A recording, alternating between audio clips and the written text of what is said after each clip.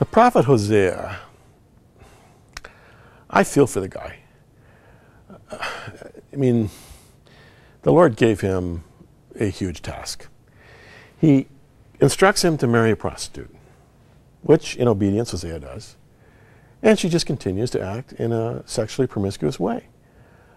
And Hosea is trying to love her, and she has all kinds of other lovers, and she runs away, and he goes searching for her. He brings her back. She bears children to him, and he names them, you know, in ways that are commensurate with his distress and his sorrow. And I mean, it's just, it's a story of huge marital dysfunction.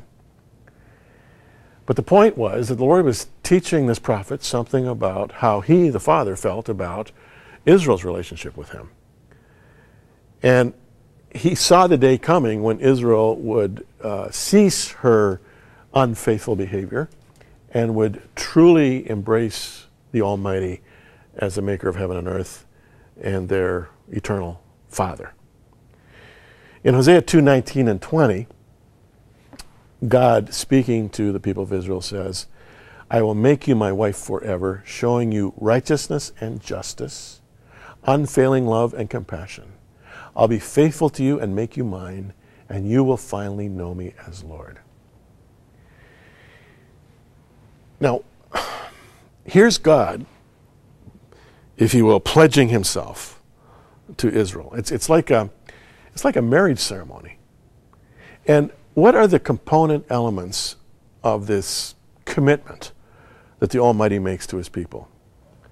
Well, first of all, he commits to treating them with both righteousness and justice. Hello, if you've been listening to me at all over these past few weeks, you've got that message: righteousness and justice, critical DNA in terms of being who the Lord wants us to be. But he himself, the Lord, is saying that he is righteous and he is just, and he will treat us with righteousness and justice.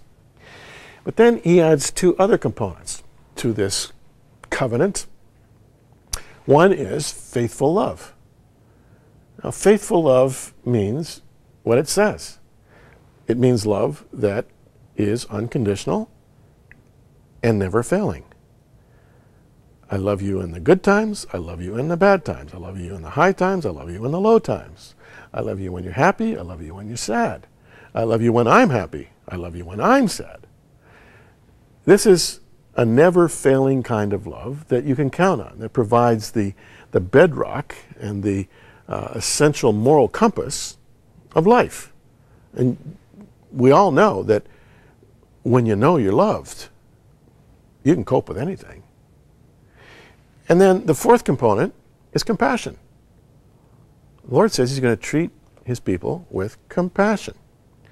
Compassion is the most interesting word in the Hebrew language, but essentially it's volitional. It's emotional. Mercy, chesed, is volitional. It's a choice, but compassion is something that just comes right out of your soul, right out of the very inner being. The nuance in the Hebrew language is it's a kind of reflex that we feel when we see a helpless infant. And so it's a very intimate and personal thing, compassion. And so the Lord is saying, look, I'm calling you to righteousness and justice, but I want you to know I'm righteous and just too. What's more, my love for you is unfailing, and I understand what it's like to be a human. I will act compassionately.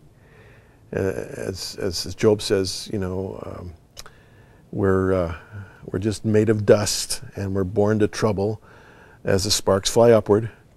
And so that's a part of the risky gift of God's grace that he showers upon us.